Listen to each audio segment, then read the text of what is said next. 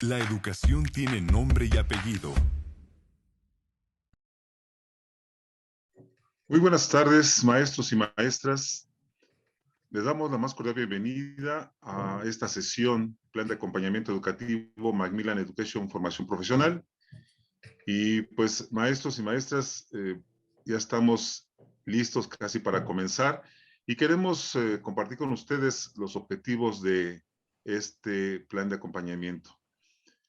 El objetivo primordial de estas sesiones de webinar es proporcionar a ustedes, a coordinadores y directivos, el soporte pedagógico para el manejo de nuestros proyectos impresos y digitales. Asimismo, sumar a la profesionalización docente mediante esos talleres y seguimientos presenciales. Comenzamos, maestros, con este video que queremos compartir con ustedes.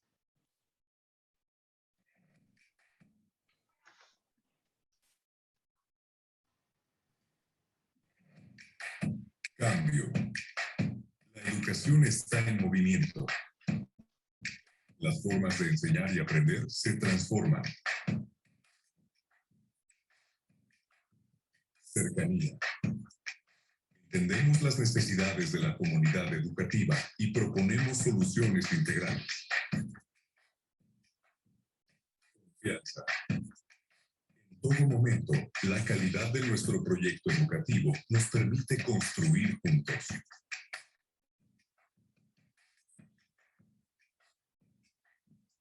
Calidad. Hoy, más que nunca, la educación requiere calidad, flexibilidad e innovación. Compromiso. Damos nuestro compromiso con la educación, los docentes, los alumnos y las familias. La educación tiene nombre y apellido.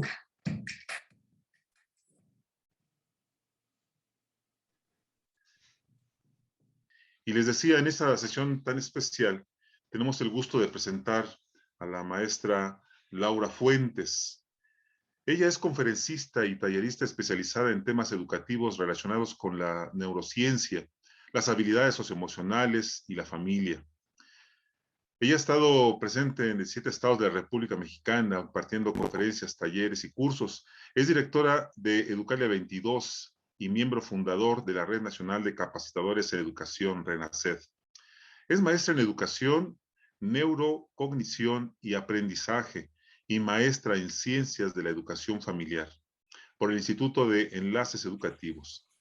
Psicóloga con especialidad en psicoterapia Gestalt, diplomados en neurodidáctica, desarrollo humano, realidad familiar contemporánea, liderazgo educativo, orientación familiar para maestros y orientación humanista. Ha publicado el libro ¿Y la familia? Bien, gracias. Y libros digitales como Neuroeducación, las neurociencias llegan al aula, Edutainment y Ramificación, Microaprendizaje y Capacitación 2.0, con editorial Frober, México. Le gusta trabajar en formación integral de la persona y sus fortalezas son la pasión por lo que hace y potenciar las habilidades para la vida. Maestros y maestras, no nos queda más que agradecer su presencia, su disposición y asimismo agradecer a la maestra Laura Fuentes que el día de hoy, de verdad, maestros, van a disfrutar de una sesión extraordinaria. Entonces, maestra Laura Fuentes, adelante, el escenario es suyo. Muchísimas gracias. Qué amables. Bueno, pues en esta tarde que queremos compartir con ustedes un tema de gran relevancia, que es la neurodidáctica en el aula. ¿Cuáles son el propósito de este taller? Bueno, ofrecer elementos conceptuales y herramientas que puedan optimizar el proceso de enseñanza y aprendizaje mediante estrategias atencionales más eficientes. Ese es nuestro punto principal. Y bueno, pues lo vamos a hacer a lo largo de 4 puntos importantes. El primero, los conceptos básicos de neurodidáctica. Después, cómo se produce el aprendizaje en el cerebro. El tercer punto es el impacto de las emociones y la memoria en el aprendizaje. Y el último, abordaremos la importancia de la atención y las estrategias atencionales. Bueno, pues vamos comenzando y nuestro primer punto, como mencionamos, son los conceptos básicos de neurodidáctica. pero quiero invitarlos a que observen este breve video.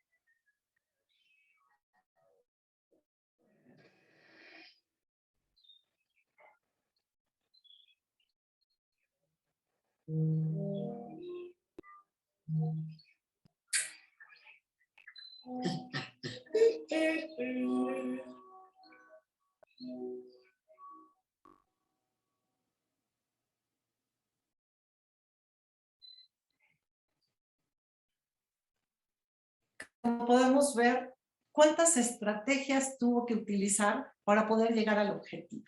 Bueno, esto es parte de lo que queremos hacer justo cuando trabajamos con la neurodidáctica. Es buscar estrategias diferentes como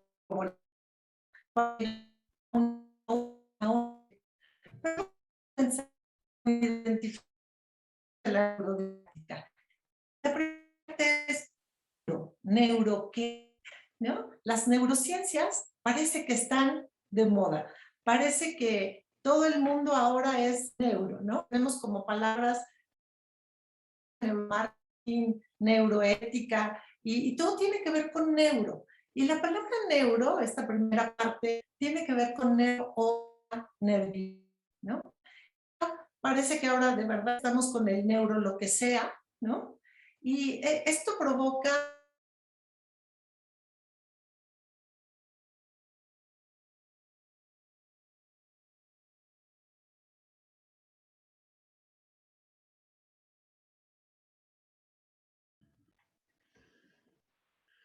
Maestra Laura, parece que tenemos problemas con el sonido. No se escucha.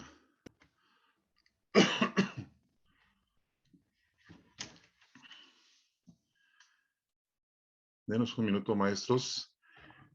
Tenemos problemas de conectividad, exactamente. Denos un minuto y ahorita ya la maestra.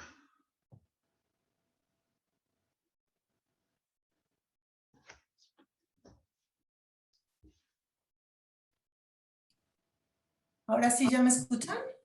Perfectamente, maestro. Escuchamos. Excelente. Perdón, ya saben que fallas técnicas y que justo la tecnología no tiene palabra de honor. Pero bueno, continuamos. Estábamos en la parte de hablar de la importancia de tomar la ciencia como se debe y no dejarnos llevar solo por el neuro, por la moda, sino asegurarnos que la información que estamos recibiendo tenga que ver específicamente con algo comprobado, con algo verificado y que sea de información seria, de una fuente confiable.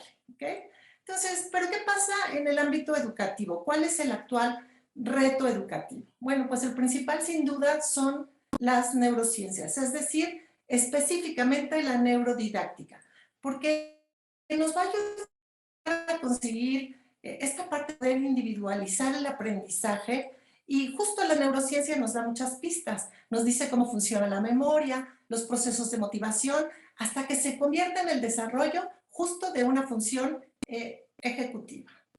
¿Qué pasa con esta parte de las neurociencias? Bueno, los avances a nivel del conocimiento del cerebro deben influir directamente en la forma de educar. La neurodidáctica es esta ciencia que fusiona la didáctica y las neurociencias. Y bueno, pues abordemos justo ese punto. ¿Cómo es esta fusión? ¿Cómo se logra? Empezamos con 1988, por primera vez la neurodidáctica como una disciplina de estudio de la. Este especialista en didáctica de Alemania, quien comenzó a escribir sobre la pedagogía basada en la neurología, o sea, en cómo funciona el cerebro. Entonces, la neurodidáctica es esta fusión de las neurociencias, de la pedagogía y de la psicología. ¿Okay? Donde la pedagogía, pues, sin duda, es este estudio y arte que va influenciado por las ciencias de la enseñanza, o sea, que estudian metodología y las técnicas que se aplican en la enseñanza y la educación. Y luego está, por otra parte, la psicología, que es este estudio de los procesos mentales que son responsables de la cognición y la conducta. Y aquí estaríamos observando cómo estudia el acto del conocimiento, aprenden, que se organiza,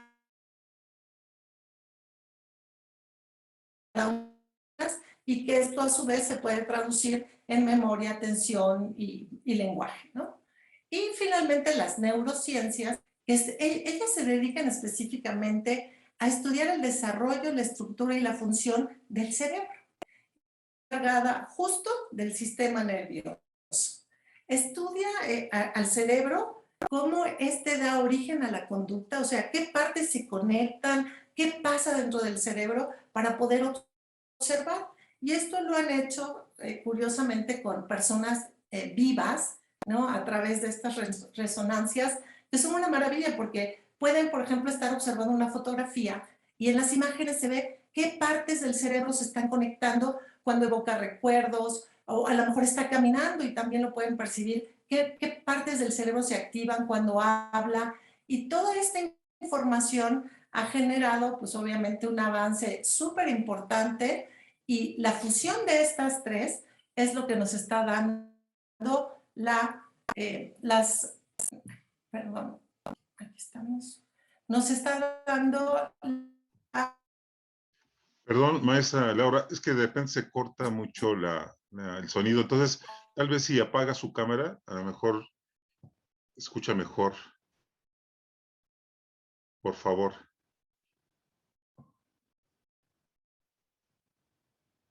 Bien, maestros, vamos a esperar un minuto. Si quieres, apaga la cámara, maestra. Sí, pero si apagas la cámara va a ser mucho mejor, por favor.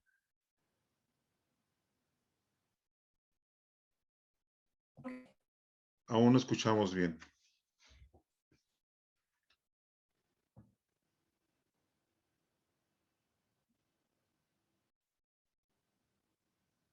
Solo apagar la cámara y ya, creo que va a ser. Eso es lo que me sacó, perdón. Sí. No sé qué está pasando. Perdón, pero los vecinos están trabajando con el taladro y entonces a lo mejor está habiendo alguna variación por ese sentido. Disculpen así que las molestias que esto ocasiona. Espero que ahora sí podamos continuar sin mayor contratiempo. Ahí Adelante, vamos. gracias. Gracias. Entonces decíamos que cuando fusionamos estas tres, pedagogía, psicología y neurociencia, es cuando tenemos la neurodidáctica. Pero que en medio hay también como una fusión, digamos aquí, pedagogía y neurociencia, y hablamos de neuroeducación, que a veces se confunde con neurodidáctica, y cuando hablamos de pedagogía y psicología, el nombre sería psicopedagogía. Cuando hablamos de neurociencia y psicología, es neuropsicología, pero la neurodidáctica abarca estas tres grandes: pedagogía, neurociencias y psicología. Ok, ahí vamos. Hay ciertos aportes de las neurociencias a la didáctica. Y esto es interesante porque nos va a dar la oportunidad como de revisar cuáles son los puntos más fuertes. En este caso estaríamos hablando de la plasticidad neuronal, que es esta capacidad de aprender a lo largo de toda la vida. Antes se creía que, bueno, pues yo ya así soy y así me voy a morir. Y no, hoy ya se ha demostrado que gracias a esta plasticidad, a esta flexibilidad cognitiva, tenemos la posibilidad de generar nuevas neuronas, o sea, nuevas conexiones neuronales a lo largo de toda la vida. Y esto de verdad es fantástico porque nos da la oportunidad de mejorar, de transformar nuestro cerebro.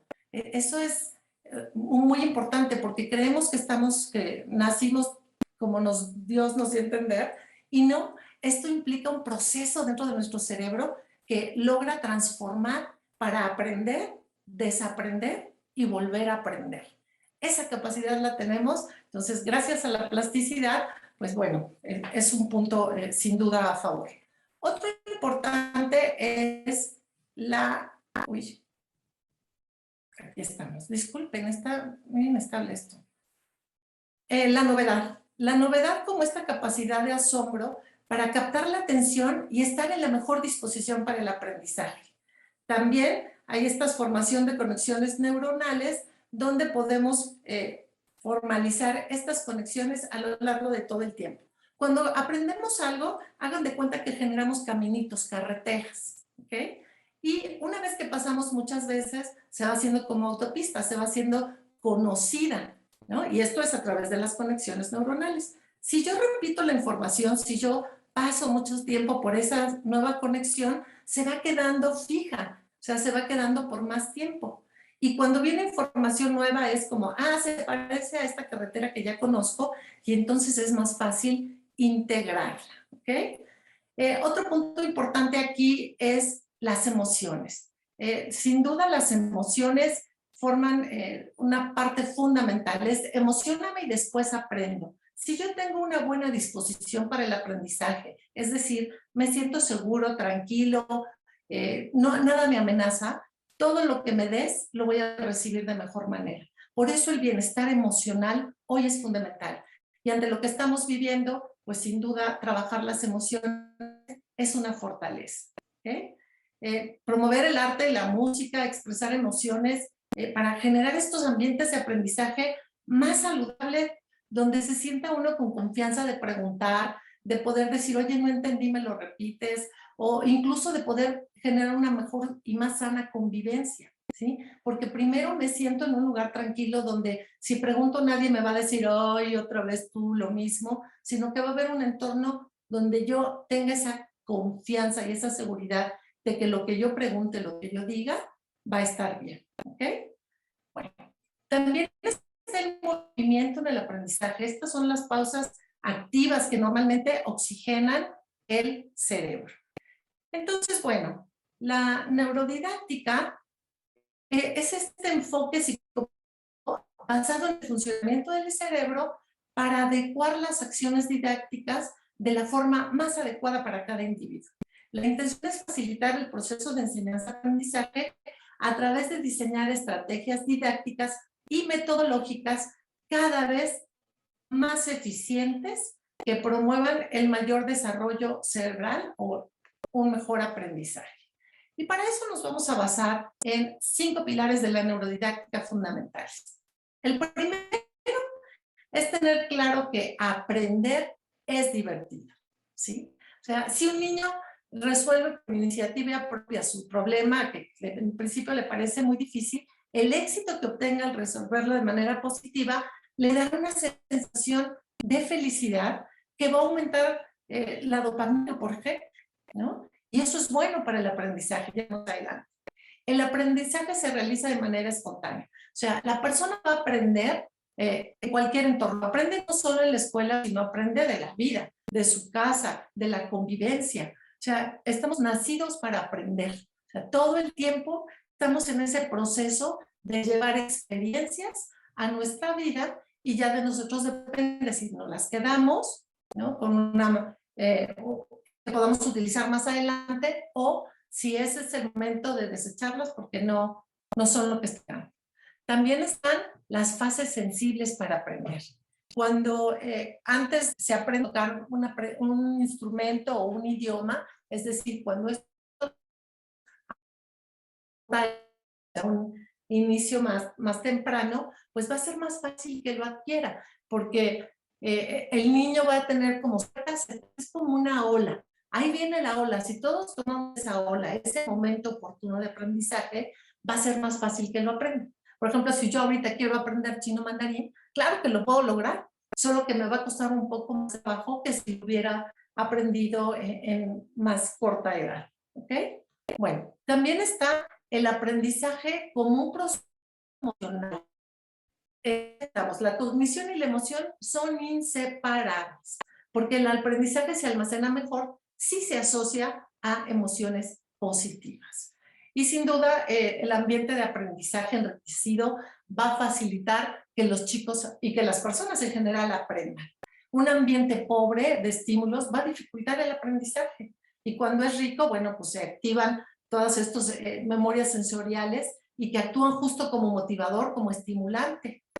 Y fíjense, María Diamond hizo un experimento con ratones y puso unos ratones en unas jaulas con poca iluminación, con las pinturas muy oscuras, como un ambiente medio hostil y triste. Y luego puso a otras donde tenía mucho color, había movimientos, había buena iluminación y las ratas respondieron de mejor manera y obviamente este es un estudio mucho más profundo, pero el reto es que cuando tenemos un mejor ambiente de aprendizaje, más estimulante, más tranquilo, con mejores motivadores sensoriales, esto provoca que las personas aprendan de la mejor manera. Por eso se ha insistido tanto en mejorar estos ambientes de aprendizaje, ¿no?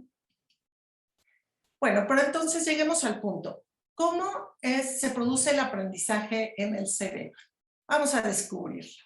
Se aprende, sin duda, con el cerebro, ¿no? La corteza del cerebro se modifica por la experiencia y la educación, dice Punset, y justo el cerebro es el órgano con el que se aprende.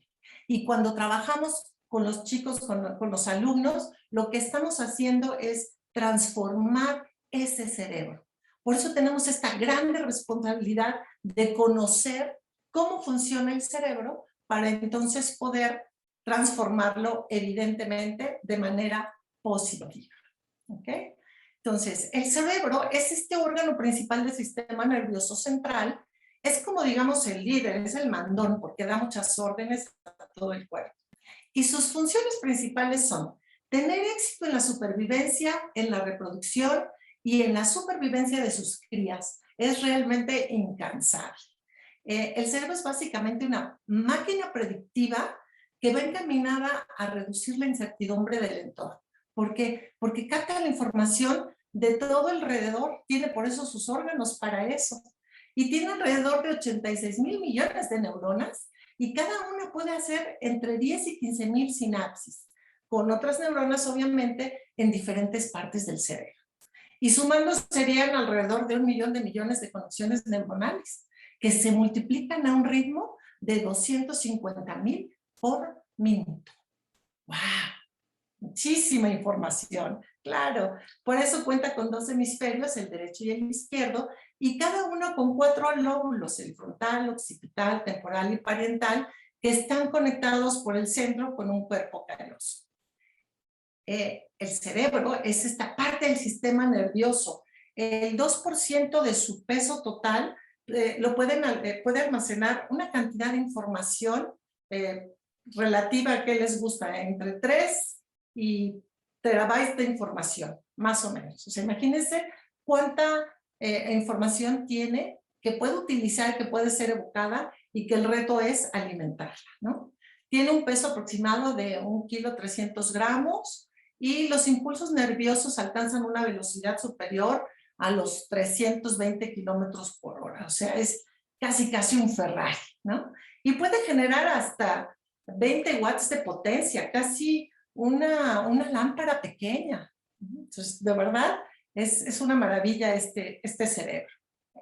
Bueno, y tiene evidentemente diferentes funciones, ¿no? Está protegido por el cráneo, pero se encarga de coordinar todas las funciones vitales y dar sentido a lo que sucede, a lo que ocurre. Voy a intentar, espero que no haga locuras, espero, porque quiero mostrarles, voy de nuevo. Ya estamos. Lo que quiero mostrarles es, más o menos, este sería el cerebro, ¿no? Pues, como ven, es una parte pequeña, pero que hace maravillas. Esta es la parte donde se divide, ¿no? Pero puede caber en la palma de una mano. Y esto es lo hermoso del cerebro, que tenemos todas estas capacidades y que tenemos que aprender a usarlo. Y ya que prendí la imagen, quiero hablarles de pues, un señor MacLean que hablaba de que tenemos 3 cerebros que han ido evolucionando a lo largo del tiempo. Y el primer cerebro es como el cerebro reptiliano. A ver si se logra ver aquí, creo que sí. ¿Sí? Ok. Bueno, este es un cerebro que solamente actúa, ¿sí? Este es para sobrevivir. Si algo nos amenaza, o sea, si viene alguien, ¡boom!, primero muerde. O sea, no piensa, no siente, solo razona. Después tenemos más arriba otra parte del cerebro que ha ido evolucionando, que le llamaremos el cerebro mamífero o este cerebro que se encarga justo de las emociones. Y hagan de cuenta que es un monito loco que anda brincando y brincando, y solo siente, actúa y siente. Pero si dejamos que estos dos nada más resuelvan la vida, ¿no? Pues obviamente pues van a ser puro corazón o van a ser puras emociones. Por ejemplo, este es el propio de los adolescentes, que es pura emoción. Ay, me quedé con las ganas de decirle, híjole, no le dije. Ay, pero ¿qué va a pasar? O sea, todo el tiempo están en la emoción. ¿Qué necesitamos? Que llegue o sea, la parte de la corteza prefrontal, que es la parte más evolucionada, que digamos que es el domador de estos dos. Porque lo que va a hacer es decir, a ver, reacciona. Piensa, analiza, busca la mejor opción, toma decisiones. No. Por eso de repente los niños dicen, ay, me ganó el cocodrilo, ¿por qué? Pues le pegué. O sea, no, espérate, no solamente le tienes que pegar, tienes que sentir, tienes que pasar por esta parte de las emociones, pero finalmente el que toma la decisión es esta corteza prefrontal, que es la parte más evolucionada que tenemos. Entonces, por eso es importante conocer como todas las funciones del cerebro para que podamos así fomentar, ¿no? El no criticar, el no juzgar y entender cómo funciona para poder trabajar con la persona ante cualquier condición con la que se nos presente. ¿De acuerdo? Bueno, creo que ahora sí ya puedo.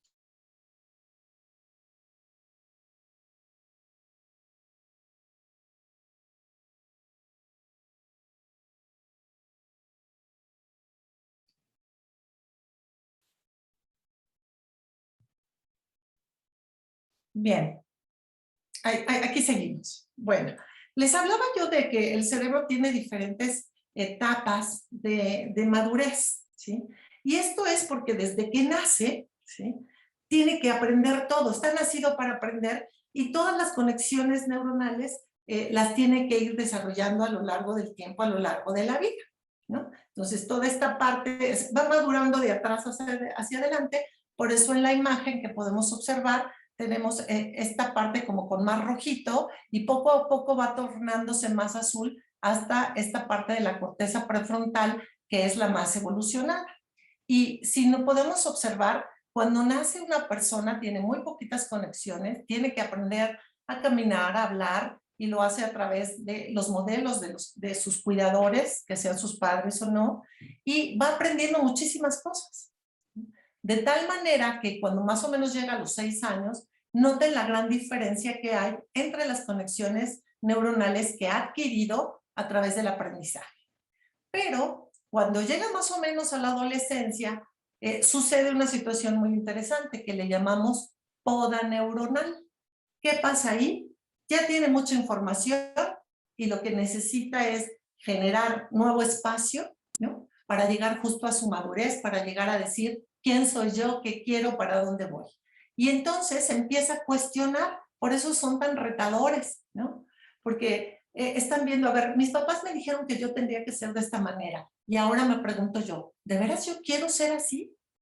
Y viene este cuestionamiento, esta poda, porque necesita hacer las suyas. Lo aprendió por imitación y le funcionó para sobrevivir, pero ahora necesita tener sus propias decisiones, sus propios proyectos, sus propios a dónde voy, qué quiero y qué sigue para mí. Entonces, bueno, pues estos cambios surgen justamente en el cerebro. Luego también tenemos que enfatizar en la importancia de esta neuroplasticidad que les comentaba para seguir aprendiendo a lo largo de la vida. Y bueno, les propongo que hagamos rápidamente un tipo acróstico para recordarnos cómo podemos potenciar esta plasticidad. Bueno, pues lo hacemos, por ejemplo, cuando planteamos retos. Cuando estamos, por ejemplo, en el aula y les ponemos, a ver, ¿quién va a ser el primero que me resuelve tal situación? O, a ver, ¿en cuánto tiempo se van a aprender las capitales de tal lugar? No sé, es plantearles situaciones donde ellos se generen este entusiasmo y estas ganas por aprender. Leer mucho y variado. Esto nos va a ayudar muchísimo a la plasticidad. La plasticidad es esta flexibilidad para adaptarme a las situaciones del entorno, a lo que se me presente. Por ejemplo, ahorita que tenemos una condición con esta parte de este virus, pues sin duda tenemos que trabajar en esta plasticidad. ¿Para qué? Para poder adaptarme de la mejor manera a lo que estoy viviendo hoy y que no me cause tantos trastornos. Si yo tengo mi capacidad de adaptarme más trabajada, o sea, más entrenada, ya no me paralizo, ya no me cuesta tanto trabajo las situaciones novedosas y logro sacarle como más ventaja, ¿no? Mayor provecho. También está aprender cosas nuevas, incluso una receta, una canción. Por ejemplo, la gimnasia cerebral sirve muchísimo. Comer, por ejemplo, con la mano no dominante o bañarse con los ojos cerrados, bueno, eso es muy útil. Sonreír, por favor, sonreír mucho, pero además con ganas. Y aunque sea sin ganas, aunque sea fingido, el cerebro lo lee igual. Estamos contentos y entonces libera estos neurotransmisores de la felicidad. Tocar un instrumento musical, si no sabemos hacerlo, recordemos nuestras clases de secundaria con la flauta y demás, porque de verdad es muy importante, porque además al cerebro le encanta la música. Imagina, crea, o sea, ¿qué puedes hacer? Genera proyectos, inventa cosas nuevas, prueba sabores distintos, cambia el sentido de la mano, ¿no? O sea, no siempre con la dominante, aprende a hacerlo, como les decía, con la otra, con el otro lado, ¿no? Prueba nuevos sabores, baila, juega, disfruta, porque esto le gusta al cerebro, si no va a caer en rutina. Cuando cae en rutina se vuelve como automático, ¿ok? Entonces le hace falta esa novedad para no caer en el tedio, lo hace ya como de manera automática, y es un poquito medio práctico, medio flojón, por eso tenemos que ponerle información nueva, y le gusta, porque dice, ay, al fin, algo diferente, me encanta, quiero aprenderlo, quiero saber más de esto. Entonces, bueno, tendremos que trabajar con potenciar esta neuroplasticidad. Asuman riesgos, por favor. Riesgos, obviamente, dentro de los parámetros sanos, ¿no? Asumen riesgo. ¿Qué tal que ahora ponemos un emprendimiento y empezamos a trabajar con propuestas? ¿Qué vamos a hacer a pesar de lo que hay? Y entonces, bueno, pues ahorita nadie quiere poner negocios porque estamos en pandemia, pero justo hay gente que en pandemia está haciendo fortunas. Entonces, a pesar de que pudiera ser riesgoso, ¿qué sí hay? ¿Qué sí necesita la gente? Y nos enseñamos a pensar, O sea, de verdad es súper importante. Descansar bien, tomar nuestras horas para poder dormir con calidad, para no despertarnos a la mitad de la noche. Tener este descanso profundo para que al otro día estemos frescos y nuevamente queramos seguir adelante, queramos seguir en la vida, aprendiendo, disfrutando de lo que sí hay. No de lo que nos falta, sino de lo que sí hay. Entonces, a mayor diversidad y número de conexiones corticales, aumenta la capacidad para aprender y generar nuevas soluciones. Son estas autopistas que les digo. Mientras más caminos nuevos yo recorra, voy a tener muchas más autopistas para dónde dirigirme. Por lo tanto, tengo más opciones. Y cuando tengo un problema, ya no solo veo una opción, no solo blanco y negro, sino ya logro ver todo ese matices de colores, toda esa escala de grises. El aumento de la capacidad cerebral ayuda a que se mejore la capacidad para entender y también para realizar actividades. Pero bueno, ¿cómo se produce este aprendizaje en el cerebro? A ver, ¿qué es lo que pasa? Bueno, llega un estímulo, ¿no? Cualquiera que sea, y lo captan nuestros sentidos. A través de los sentidos es como entra la información. Una vez que entra, lo primero que tiene que hacer este estímulo es captar mi atención. Si no me es interesante, si no le logro ver la ventaja, digamos, pues no me interesa y se olvida, ¿no? Se va a este sistema que dice información no relevante, adelante.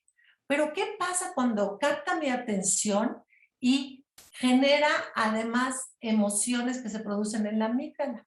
Me hacen sentir importante, me hacen ver que lo que yo digo vale la pena ser escuchado, no me siento cómodo con mis compañeros de clase. Pues estas emociones van a liberar neurotransmisores, ¿sí?, que se van al hipocampo y por lo tanto va a generar que esta información se vaya a la memoria a corto plazo. ¿Okay? Si esta memoria a corto plazo, si esta experiencia no se guardó, o sea, no se repitió, no se reforzó, al poco tiempo nuevamente se va a olvidar porque quedó en memoria a corto plazo. Si yo quiero que esta información sea relevante, sea un aprendizaje significativo, lo que quiero es mandarlo a memoria a largo plazo para que ya se quede en ese gran almacén y que ya no se cambie, que ya no se mueva. O sea, ya no se mueva me refiero a que pueda ser utilizado más adelante y que cuando llegue información nueva se una a lo que ya tengo, a esa cajita del aprendizaje de ese momento, de esa situación, se pueda ir incrementando. Porque el reto es, llegaron a nuestra aula con una determinada cantidad de conexiones neuronales. Y con nuestro trabajo, lo que hicimos fue generar nuevas conexiones neuronales. Y por eso decimos que transformamos los cerebros de las personas. ¿Por qué? Porque justo generamos esas nuevas conexiones neuronales que hacen que la persona aprenda, ¿no? Y el reto entonces es que esta información nueva se quede para mayor tiempo y que sea un aprendizaje significativo. ¿Cómo podemos potenciar estas capacidades cerebrales para que sea un alto rendimiento académico?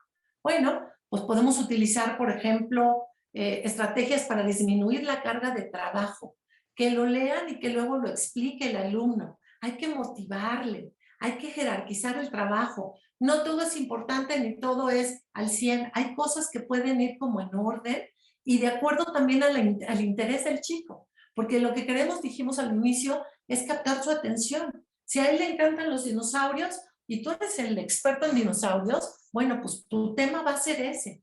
Y entonces se va a lucir y nos va a dar una cátedra y se va a sentir muy importante. Ya sé que no todos los temas tienen que ver con dinosaurios, pero el trabajo es, a ver, si a ti te gusta esta parte, ¿no? Pues bueno, vamos a potenciarla, ¿sí? Entrar en estas secuencias de poder activar mucho más la información y que no nada más nos observen dando una sesión, porque como vemos aquí, por ejemplo, leer un libro es un 10%, pero cada vez que activamos más partes de nuestro cerebro, hasta que logramos que la persona pase al frente y lo explique, es decir, haga suyo el conocimiento, es cuando se va a generar esta información a más largo plazo y se va a quedar grabada dentro de su cerebro. Y eso es justo lo que queremos.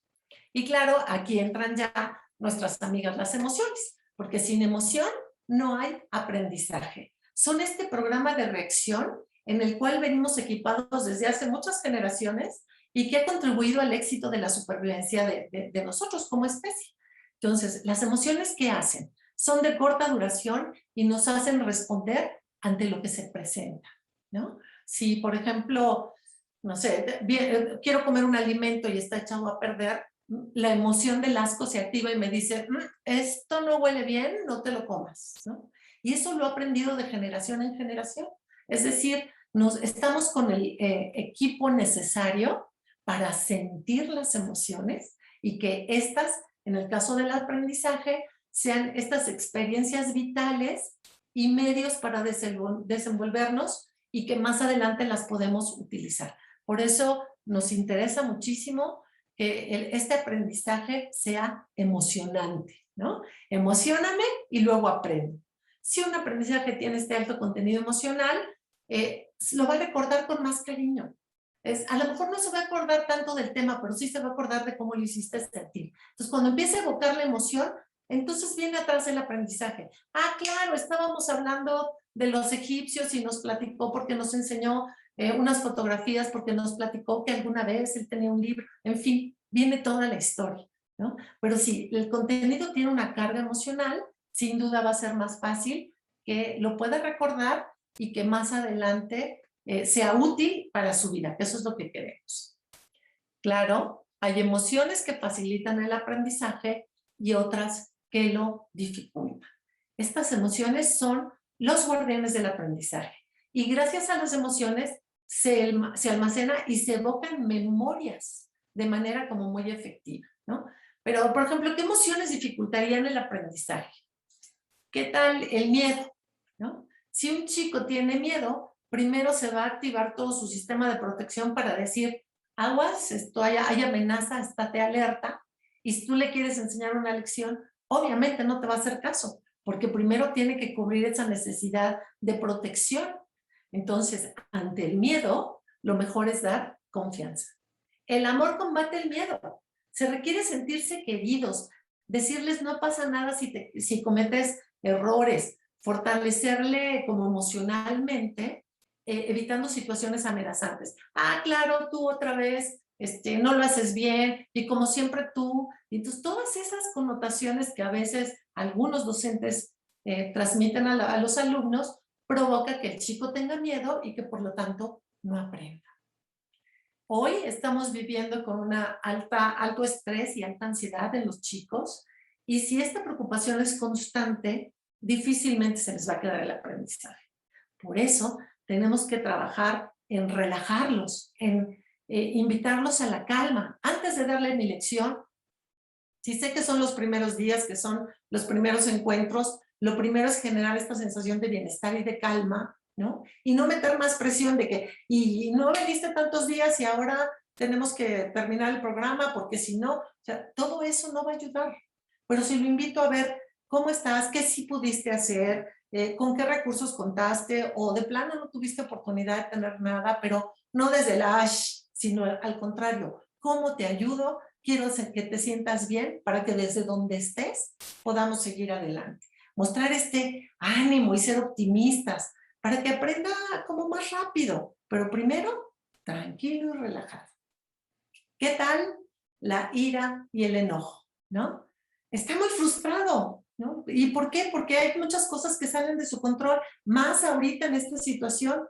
Tenemos que transmitirle que no todo está en sus manos y que está bien que no todo esté en sus manos, ¿no? No puedes controlarlo tú ni nadie, los entornos cuando se presentan como los que tenemos ahora, ¿no? Entonces tenemos que trabajar en esta capacidad de adaptarnos, de aceptar, de tranquilizarnos y entonces enfocarnos en lo que sí se puede, ¿ok? No se puede una situación, ok, pero sí se puede esta otra, ¿no? Entonces, ok, no puedo evitar que tus papis se hayan enfermado o incluso hasta que hayan fallecido. ¡Qué dolor! Imagínate cómo se siente este chiquito. Pues difícilmente se va a poder atender a la información nueva que le estás dando o al repaso. Pues primero tenemos que entender cómo está, ser empáticos con esa tristeza que trae e incluso también los docentes, porque el primero que tiene que llegar motivado al aula debe ser el docente. ¿Cómo transmito algo que no tengo?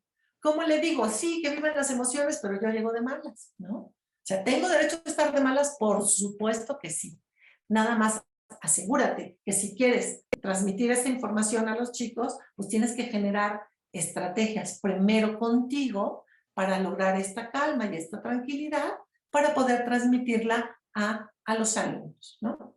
También por otro lado está el aburrimiento. No aprenden, parece que les rebota la información.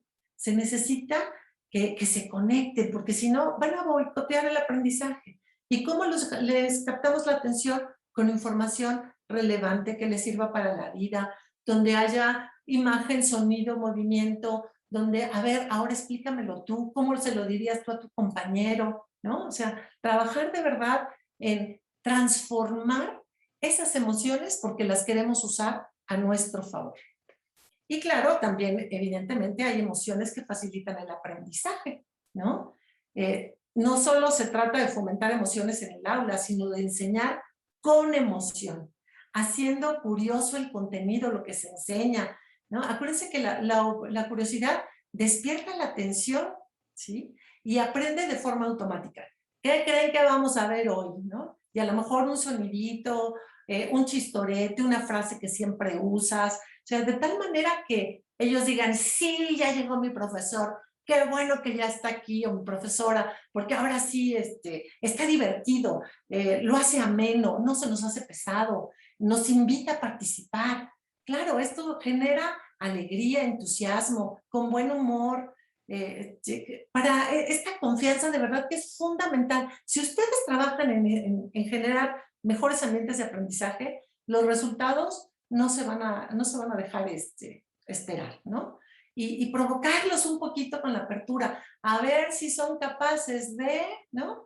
Y les ponemos en la situación, ¿no? O a ver, ¿quién va a ser el primer valiente que logre hacer tal cosa? O que me busque esta palabra que nadie conoce, a ver quién es el primero que se la sabe. Y generar este ambiente, no de competencia de que siempre gane el otro, sino de compañerismo, de nos encanta estar aquí, lo que me dices atrae mi atención. Entonces, trabajar en estos motivadores para que de veras los chicos quieran estar ahí. Y bueno, ahora vamos a hablar de las funciones ejecutivas, que son este conjunto de habilidades del cerebro para regular sus propios procesos, ¿no? Aquí imagínense que son, hagan de cuenta que es el policía, ¿no? Este policía que está gestionando el tráfico y gestiona muchas cosas a la vez para mantenernos seguros y para que todos obedezcan las reglas. Entonces, estas funciones ejecutivas lo que hacen es enseñarnos a cómo lograr un autodominio y un autocontrol para que yo pueda funcionar mejor, ¿no? Por ejemplo, la memoria de trabajo, que es esta capacidad de almacenar la información de manera temporal y procesarla. Si estoy en el tráfico ya sé a dónde voy y ya sé cuál es la ruta. Mi memoria me hace recordar cuál es el camino. O la flexibilidad cognitiva, que hoy por hoy la necesitamos urgentemente, porque es esta capacidad para cambiar la perspectiva, ¿no?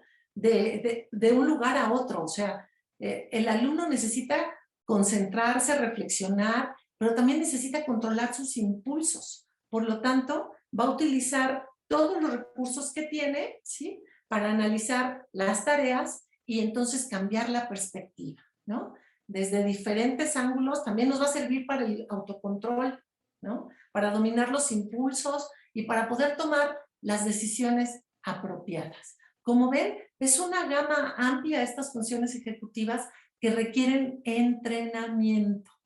¿Qué tal la inhibición? Es este freno voluntario a un comportamiento, de que se quieren parar y quieren irse a dar la vuelta y a jugar. Sí, yo también quisiera, pero en este momento estamos en clase. Por lo tanto, te toca aguantarte y quedarte hasta el final y que estar sentado, ¿no? Y esto lo empezamos a trabajar desde los más pequeñitos en preescolar. Y esa es parte de la función, aprender a autodominarte, a ser dueño de ti para que consigas los mejores retos, para que tengas disciplina, ¿no? Y puedas tomar, por supuesto, mejores decisiones, ¿no? De eso se trata. Bien. Por otro lado, también tenemos este impacto de las emociones y la memoria en el aprendizaje. Vamos a ver. Sabemos que el proceso básico de la memoria, que es que codifica la información, como en esta primera parte, luego la almacena para que después la pueda recuperar. Y se oye como muy sencillito, ¿no? Son estos 3 primeros pasos. Llega el estímulo y veo de qué se trata esta información es nueva, o esta información ya la conocía y entonces la relaciono con la información que ya tenía. Si vale la pena, la voy a guardar. Pero por supuesto que hay información irrelevante que no requiero guardar. El reto es que si nosotros le vamos a transmitir a los alumnos información importante, queremos que la guarde. ¿Para qué? Para que se vaya a este gran almacén de memoria de experiencias y conocimientos, para que cuando las necesite, las pueda evocar y entonces las pueda utilizar a su favor, ¿no? En su proceso de vida. Entonces, la primera parte es codifica, registra, transforma la información sensorial en elementos reconocibles como palabras, números, imágenes, figuras. Y luego viene la parte de almacenamiento, donde la retiene, la conserva, ¿sí? Para después poderla recordar. Para esta información que ya tenía guardada, sea el momento oportuno donde la utilice y que sea fácil, que no es, ¿qué era? No recuerdo. A través de este trabajo de potenciar la memoria, va a ser más fácil que la recuerde y que no tenga problemas a la hora de evocar. Fíjense. Empiezan con estas señales sensoriales, decía yo, que duran fracciones de segundos en esta parte de la corteza prefrontal. Y luego se manda como una señal que coordina su empleo y de acuerdo a todos los requerimientos que se necesiten en ese momento, ya logra pasar a la memoria a largo plazo. Donde decíamos se codifica, el hipocampo tiene esta información relevante. Acuérdense, tiene que ser información relevante. Si no es información relevante, la memoria a corto plazo la desecha. Y luego cuando ya tenemos en esta parte del almacenamiento estas conexiones nerviosas que se fortalecen, van a archivarla en la corteza, en este gran bodega como una biblioteca de mucha información que más adelante la pueda utilizar, ¿no? Que también la pueda ser evocada. Y bueno, por eso tenemos diferentes tipos de memoria. Desde, decíamos, la sensorial, que es de pocos segundos, ¿no? Que es a través de la vista o de lo que escucho, a través de los sentidos, la percibo, y luego se va a la memoria a corto plazo, donde viene la memoria de trabajo, que es como una lista de palabras, donde se evalúa la información, donde se puede comparar, relacionar, y viene esta otra parte del bucle fonológico, que es lo que escucho, ¿no? Lo que escucho y lo que ve, para que finalmente el ejecutivo central, que es como el supervisor, coordine todos los recursos y los distribuya y diga, esta información es relevante, pasa a la memoria a largo plazo, o sí, qué bonito, interesante, pero ya fue, ¿no? Y al rato ya no quiero saber nada de ella porque pues, no valía la pena conservar. Para después llegar a esta memoria a largo plazo donde viene la parte de la memoria explícita, donde son eventos, episodios que yo conscientemente recuerdo, ¿sí?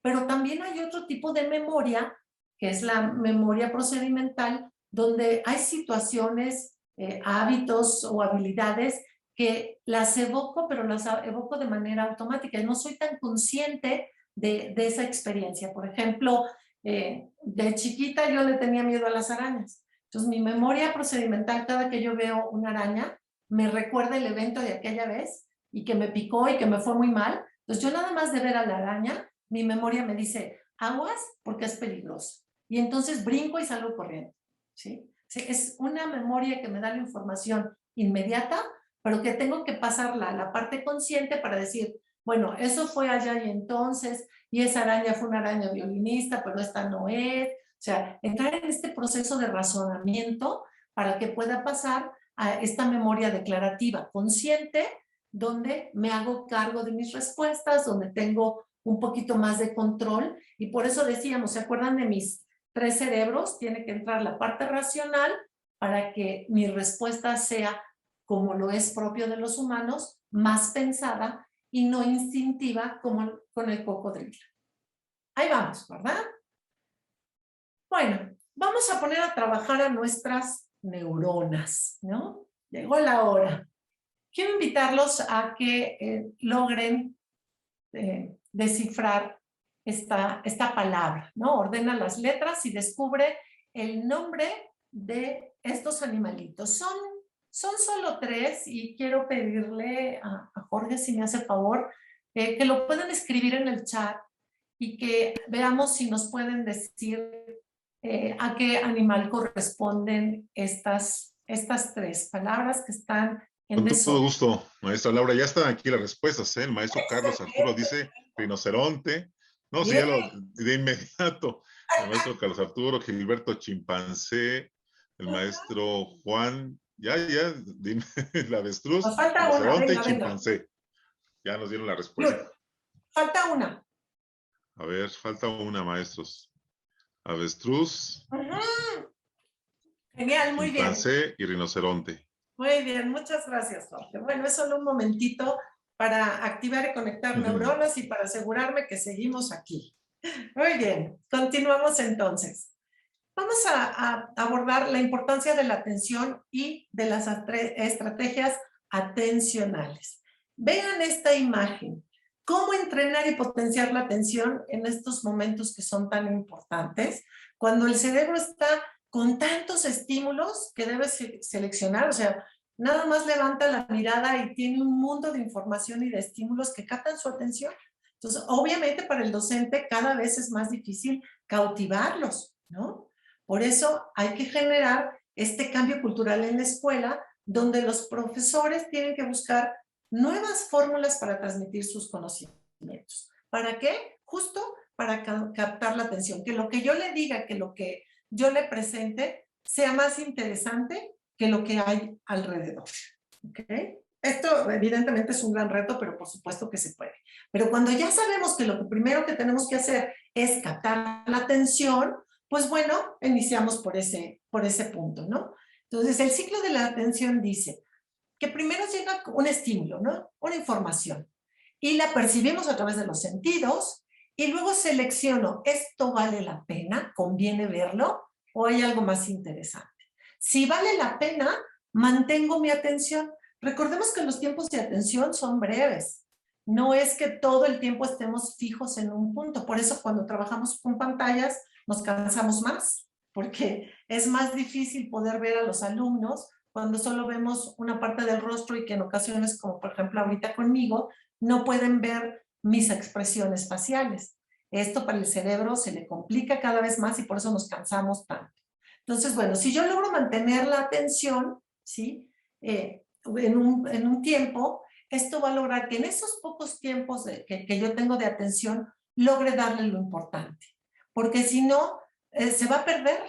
Y casi siempre dicen que en una sesión, lo más importante va primero, a la mitad de la sesión como que los vamos perdiendo, por eso hay que meterles un poquito de pausas activas, una adivinanza, un reto, o cambiar el ritmo, poner otras imágenes, en fin, porque necesitamos recuperar esa atención. Y luego al final, nuevamente la recuperamos, pero son como un ciclo, ¿no? Para poder pasar a la siguiente actividad. Y bueno, obviamente tenemos diferentes tipos de atención, ¿no? Depende de la modalidad, de dónde viene el estímulo, si es algo que yo estoy observando o es algo que yo me imagino, mis ideas, lo que estoy pensando. Y también tiene que ver con esta disposición para la atención, que hablaríamos aquí de la actitud de la persona, que quiera estar aquí o que viene a fuerza y que pues no hay de otra y entonces nos va a costar más trabajo, evidentemente, captar la atención, ¿no? Y esta manifestación puede ser abierta a veces, y sobre todo en pantallas, ¿no? Vemos el rostro y parece que nos ve, pero en realidad está haciendo otra actividad totalmente distinta, ¿no? Y fundamental, que esa información que nosotros estemos transmitiendo, ese conocimiento, ese aprendizaje, sea interesante para la persona. Que diga, ¿y a mí para qué me va a servir aprenderme esto que me estás diciendo tú? A mí en mi contexto hoy, ¿de qué me va a servir? Y ahí podremos empezar a seleccionar de todo el contenido que tenemos en planes y programas, qué es relevante. Por eso nos invitan siempre a que el docente es el líder en ese momento de que está con sus alumnos, porque él los conoce y sabe qué es lo que requieren, que puede ser diferente a otro grupo, evidentemente, porque está formado de personas y cada grupo genera distintas necesidades y hay que conocerlos para captar su atención. Por ejemplo, aquí, ¿podrían ubicarme en dónde está la palabra palo? Nuevamente, maestro Jorge, por favor, la ayuda para que nos escriban en el chat y nos Con digan. todo gusto. Muchas gracias. ¿En dónde estaría? Vamos a esperar algunas respuestas. Venga, en la parte venga. inferior, dice el maestro Luis. En la fila final, dice la maestra Laura. El maestro Juan dice en Sí, último muchas renglón. gracias. Genial, En la última gracias. línea. Muy bien.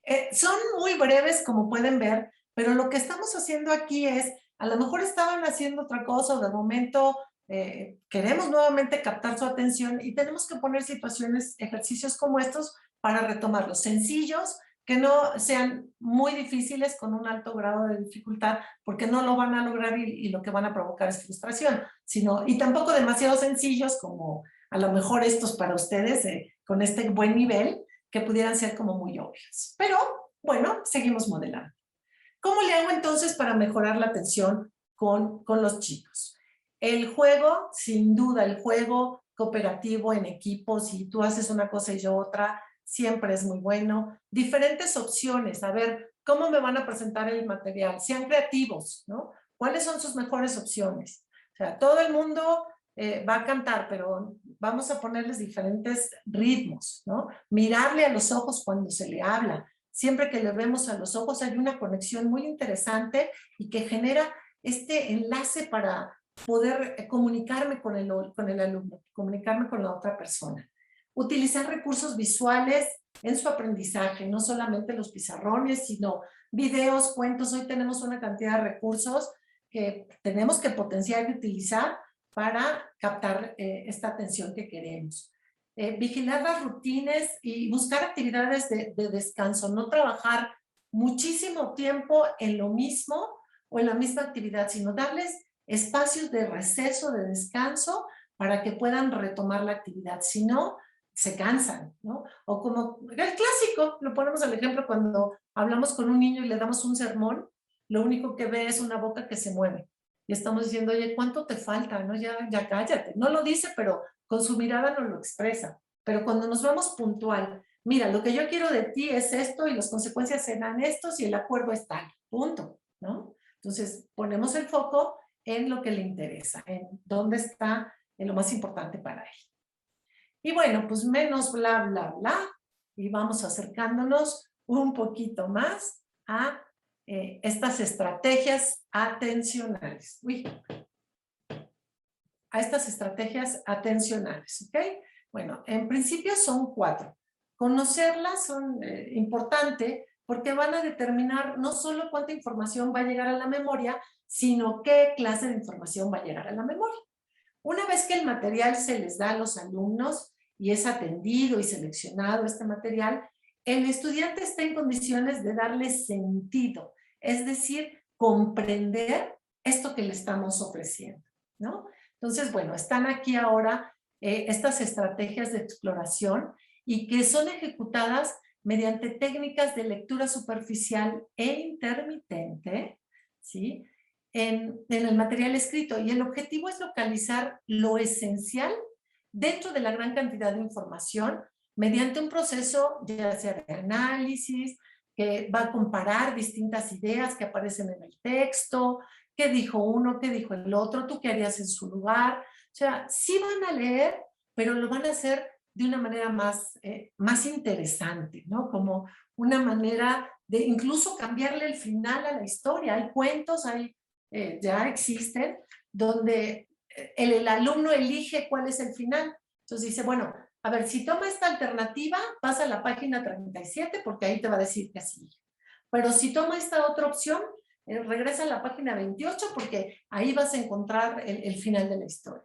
Entonces, bueno, le das una capacidad de elegir impresionante, ¿no? Y que le va a gustar, por supuesto. Otras son las estrategias de fragmentación, que tiene el objetivo de seleccionar y separar la información relevante de la que no lo es, o de la redundante y confusa, a través del subrayado, por ejemplo, para presentar esto básico, así como las anotaciones, ¿no? Es muy importante que retomen nuevamente, ya dejemos como la computadora sí es importante, pero a la hora de hacer notas, a la hora de utilizar la mano para poder hacer las frases, las notas, esto va a ser más fácil de recordar. Es muy importante que retomemos esta parte de utilizar, pero con inteligencia, el subrayado y poder hacer estos resúmenes, pero con conciencia, ¿no? Estrategias de automatización de los pasos y estrategias que utilizamos para poder tener más recursos disponibles para orientar y hacer otras opciones, hacer otras tareas. Y claro, las memorísticas que se elaboran con esquemas, hablar y repetir la información en voz alta, compartirlo con los otros, hacer estas comunidades de aprendizaje donde entre varios, ¿no? Si a lo mejor no me entendió a mí, profesor, a lo mejor al compañero le es más fácil, ¿no? Y bueno, pues también se vale. El reto es que puedan conservar la información y evocarla más adelante. Y bueno, estas estrategias atencionales tienen que ver, por ejemplo, con el humor, ¿no? Una broma, un chiste que por supuesto no atente contra la dignidad de la persona, generar la curiosidad. ¿Saben cómo funciona tal cosa? Adivinen qué va a pasar si yo revuelvo, si yo combino, si yo pongo esto aquí o esto acá, ¿no? La recompensa.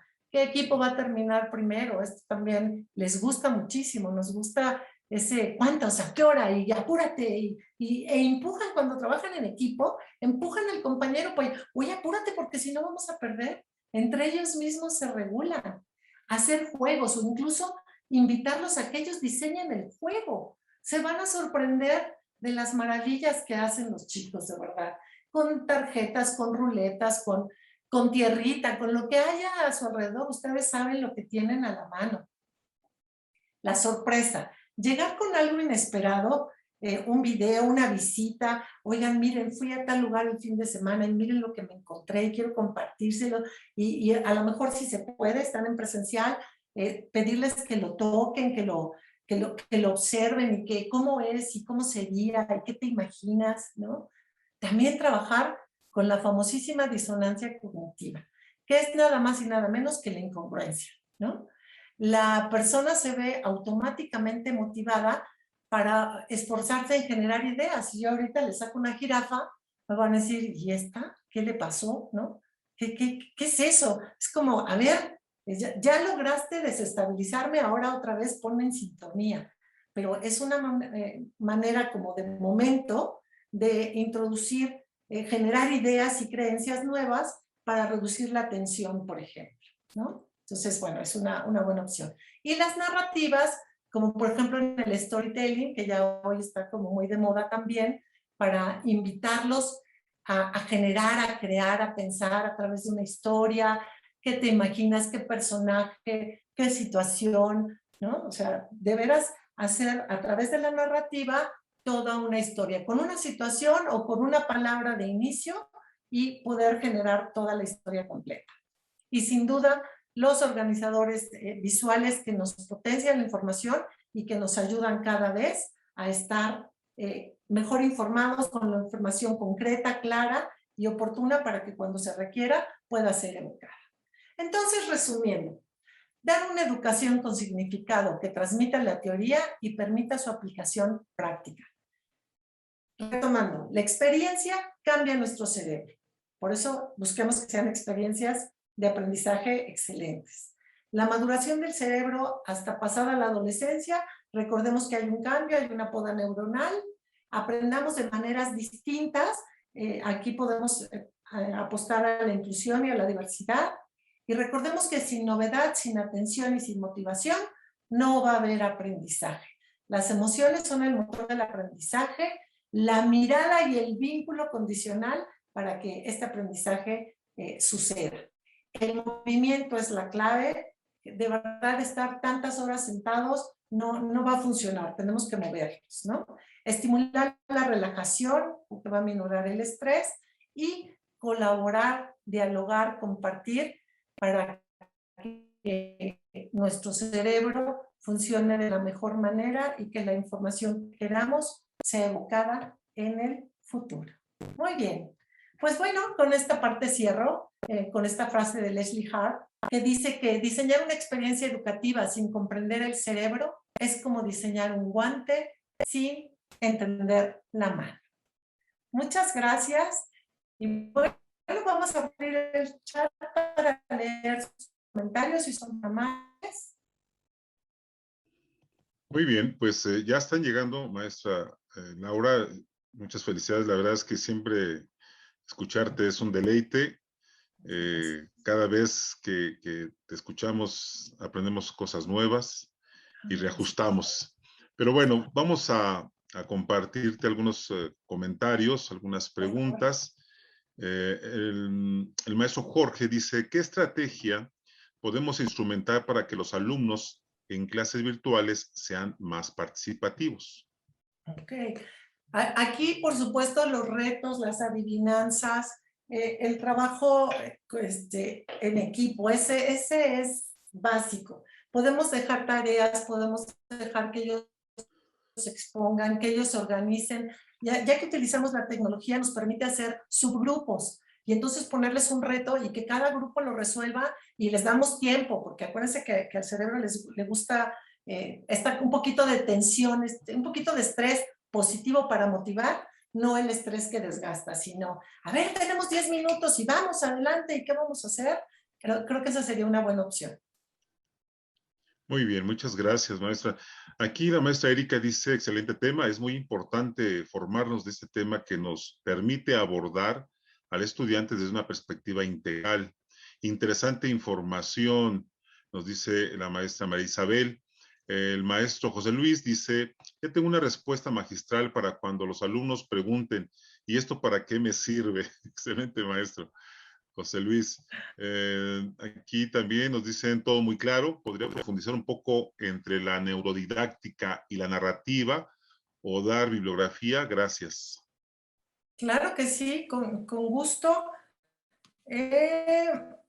Yo creo que se los puedo escribir en el chat, podemos trabajar con esa parte. Sí, adelante, adelante. ¿No? Pero sí, claro bueno, que sí. si no se los digo, por ejemplo, hay un libro que se llama Aprendizaje Emocionante de Bego Barrola, que la verdad es una delicia, ¿no? O algún texto de Francisco Mora, también son como muy oportunos.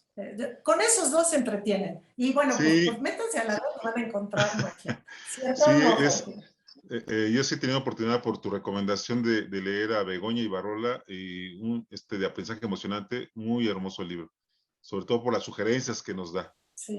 Muy parecidas a la que nos acabas de dar. Bueno, gracias. El maestro Sí, Armando dice, lástima que no hay interacción en esta ponencia. Bueno, pues sí, fíjese, maestro, que somos 112 maestros y maestras que están asistiendo, entonces eso nos da mucho gusto, pero sí es un poquito más complicado para tener esa interacción, pero lo tomamos en cuenta, maestro. El maestro Miguel dice, más que nada agradezco la información porque también es muy importante estar en las mejores condiciones, puesto que es lo que les transmitimos a los estudiantes. sí. El maestro Armando dice, lástima que no hay interacción, dice el maestro, insiste, ¿no? Que no tenemos interacción. Bueno, vamos a ver, aquí tenemos otros comentarios. El maestro Alejandro, ¿podría escribir los títulos, por favor? De los que acabas de compartir, maestra Laura. El maestro Luis Alberto dice, información muy completa para poder estimular a los estudiantes, lograr se interesen y capten la información más fácil, y muchas felicidades. También nos siguen pidiendo la bibliografía. Claro. Ya la maestra nos comentaba ahorita de Begoña Ibarrola, Aprendizaje Emocionante. El otro autor, maestra Laura, ¿cuál es? Perdón. Es Francisco Mora, ¿no? Ah, Francisco Y Mora. hay varios, de verdad. Sí. Pero empiecen con ellos para que empiecen a sentir esta atracción, esta curiosidad, y solitos se van a ir, solitos, verán que sí. Ahora los creo. Muy bien, el maestro Juan dice muchas felicidades.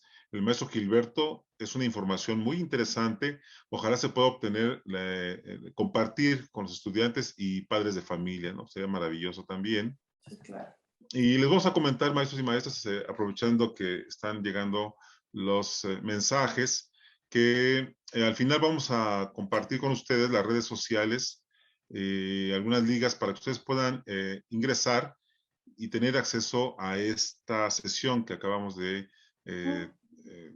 tener con la maestra Laura Fuentes. La maestra Mónica dice, me encantó el tema y la ponencia, faltó tiempo, hay mucho que aprender, definitivamente. Y eso que yo te he escuchado varias ocasiones, maestra Laura Fuentes, o sea, imagínate. Entonces, sigo aprendiendo. El maestro Gilberto dice, muchas gracias. Entonces, maestros, al final vamos a pasarles a ustedes unas ligas para que ustedes puedan tener acceso, reitero, a esta información y también para que conozcan nuestros materiales maravillosos y sobre todo para tener acceso a nuestras plataformas y a la liga donde está precisamente esta información y otra más que ustedes puedan tener sin ningún problema. El maestro Jaime, gracias por la ponencia. La maestra Olivia, información medular y muy dosificada, gracias. Pues maestra, muchas felicitaciones y agradecimientos por la ponencia. Muy bien, pues maestros y maestras, vamos a también a leer a la maestra Olga, dice, muchas gracias por tan valiosa información. Es un tema muy apasionante e interesante, la neuroeducación tanto para uno como para los alumnos. Es lo que nos dice la maestra Olga. Ahí está, maestros. Entonces, es la indicación. En cuanto cerremos la sesión, va a aparecer una pantalla para que ustedes puedan llenar esa encuesta de satisfacción. ¿De acuerdo? Más es darle continuar y enseguida tendrán la encuesta de satisfacción. Si quieres pasar la maestra a la siguiente lámina, por favor. Claro, con gusto. Gracias, qué amable. Entonces, maestros, les comentaba hace un momento que los invitamos a ingresar a nuestra página macmillaprofesional.com.mx y también pueden tener acceso vía correo electrónico.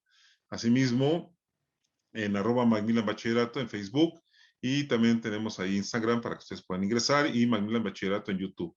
Entonces, maestros, maestras, pues agradecerle infinitamente de nuevo a la maestra Laura Fuentes, tan valiosa información, la forma en que lo va desarrollando todos los temas. Y también, maestros y maestras, pues agradecerles su asistencia. Maestra Laura, si gustas cerrar con algún comentario. No, bueno, un honor y un privilegio y espero que sea como una gotita para que de veras se interesen y cada vez quieran saber más. Es realmente apasionante. Bueno, yo lo disfruto mucho y espero que ustedes también lo hagan y todo en beneficio, primero de ustedes y luego, por supuesto, de sus alumnos. Muchísimas gracias por su atención y bueno, no me queda más que desearles una excelente tarde-noche. Gracias. Muchas gracias, maestra Laura Fuentes. Y maestros, reitero, en cuanto se cierre la sesión, va a aparecer precisamente esa pantalla para que ustedes puedan llenar la encuesta de satisfacción. Y claro, en cuanto ustedes lo llenen, eso automáticamente nos va a servir para que a ustedes les llegue también su constancia de participación. Entonces, pues maestros, reitero nuestro agradecimiento a su asistencia, a su disposición y bueno, pues vamos a cerrar nuestra sesión. Muchas gracias, buena tarde.